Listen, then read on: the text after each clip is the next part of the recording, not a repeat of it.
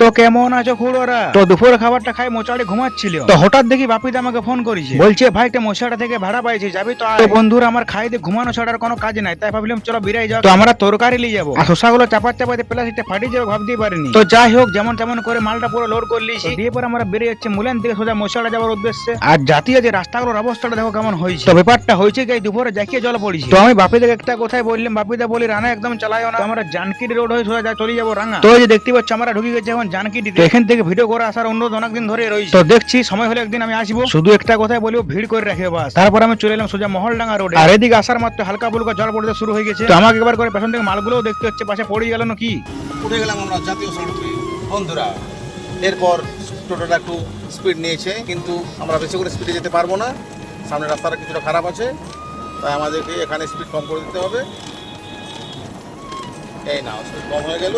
তো এটা হচ্ছে রাঙার পুরো মেন রোড, আর রাঙা রোডটা শেষ হওয়ার পরে যেটা হলো না বলার কিছু না, তোমরাও দেখলে বলবে না কি দেখালি। তো মেন রোডটা শেষ হয়ে যাবার মাত্র আমরা চলে গেছিলাম একটা আড়ে কোটি রাস্তা হয়ে, আর রাস্তাটা মানে এতটা খারাপ তোমরা দেখতে পাচ্ছ না, গর্ত হয়ে যাচ্ছে চারদিক দিয়ে, মানে এখানে ড্রাইভার যদি নজর হাঁটি তো দুর্ঘটনা ঘটি একদম কনফার্ম। তো এটা পরে জানতে পারলাম রাস্তা হলো এটা পুকুরে আড়ি বটে। আর বর্ষাকালে কি অবস্থাটা হয়েছে তোমরা দেখতেই পাচ্ছ, গাড়ির চাকাটা তো পড়ছে না। তারপরে জিটি রোডটা পাবার মাত্র বাবু তো তাড়িয়ে নিয়ে যাচ্ছে একদম। এই গ্রামটার নামটা আমি জানি, কেউ যদি গ্রাম থেকে দেখছো নামটা অবশ্যই বলবে। ও ভাই, তারপরে যে রাস্তাগুলো পাইলাম না সেটা বলার কিছু না, দু সাইডে একদম ঘন বন, আশেপাশে কোনো ঘরটন নাই। আর জাতীয়তে যেটা বোর্ড দেখতে পেলাম তোরা নামগুলো একটু পড়ি লাও। তো যাই হোক, এখান থেকে রোডটা পুরো ভালো আছে, তাই বাবু ঝড়ের গতিতে কিন্তু টোটোটাকে নিয়ে যাচ্ছে। আর তোমরা দুই ধারে রাস্তাগুলো দেখো কেমন আছে, দু সাইডে কেমন জঙ্গলগুলো আছে দেখো। এটা যদি রাতের বেলা কেকা ছিল না, অটোমেটিক প্যানার থেকে মুখ বেরিয়ে যায়। তো এখন ঘড়ি কাটায় বাজে 6:30, আর এখন আমার ক্যামেরা যে সবকিছু ভালোভাবে রেকর্ডিং হচ্ছে, এটা আমার এখানে একটা বিরাট ব্যাপার। তো চলো দেখতে পাচ্ছ, দেখতে দেখতে আমরা কিন্তু চলে এসেছি মহিষাটাকে। মহিষাটার থেকে কি আমার ভিডিও দেখছো অবশ্যই কমেন্ট বক্সে একটা কমেন্ট করো। তো এখানে এসে আমি জানতে পারলাম আজ হচ্ছে উল্টা রথ। তো যাই হোক পৌঁছে গেছি, এবার মালটা খালি করে একদম বেরিয়ে যাবো ঘর দিকে। মনে হচ্ছে না আজ আমার কোনো রিল করা হবে। তো মহিষাটা গিয়ে আগেও আমি একবার আইছিলাম মোটরসাইকেল করে, তখন আইছিলাম শুধু রিল বানানোর উদ্দেশ্য করে। তো দেখতে পাচ্ছ আমরা কিন্তু পৌঁছে গেলাম তরকারি দোকানটাকে, দিয়ে পরে মালটা খালি করে বেরিয়ে গেলাম সোজা ঘর যাওয়ার উদ্দেশ্যে। আর ঘর যেতে যদি বাপিদা বলছে একটা ভাই রিল করুন তো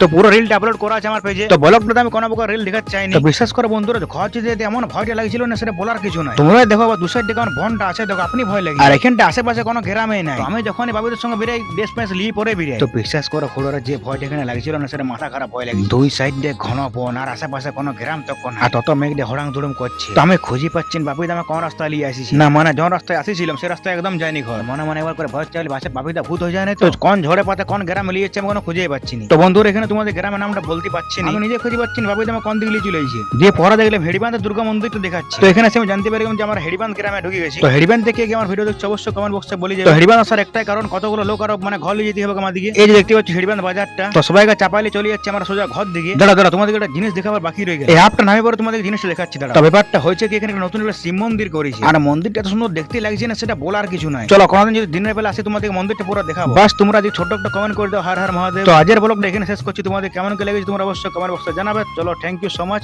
সুস্থ থাকো, ভালো থাকো, সবাই সবসময় পাশে থাকবে, বাস এটুকু আশা রাখছি।